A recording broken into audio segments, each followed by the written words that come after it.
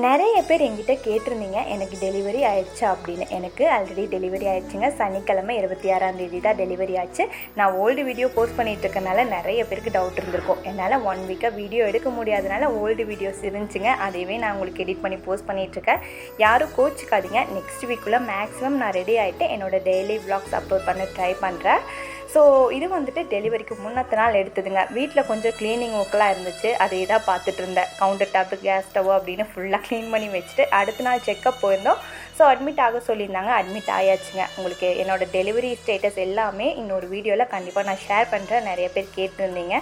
So உங்கள் யாராவதுக்கு German shepherd puppies வேணும்னா, நாய்க்குட்டி வேணும்னா, எங்கள் அண்ணாவோட நம்பர் நான் ஸ்க்ரீனில் ஆட் பண்ணியிருக்கேன். அவர்கிட்ட அவைலபிளாக இருக்குதுங்க. யாராவது உங்களுக்கு தேவைப்பட்டா இல்லை யாராவதுக்கு தேவைப்படுறவங்களுக்கு இந்த வீடியோ கூட ஷேர் பண்ணி விடுங்க. நான் நம்பர் ஆட் பண்ணியிருக்க ஸ்க்ரீனில் தேவைப்படுறவங்க கான்டாக்ட் பண்ணிக்கோங்க. ஸோ ஃபுல்லாக க்ளீனிங் ஒர்க் முடிச்சு என்னோடய டே இப்படி தான் போச்சுங்க.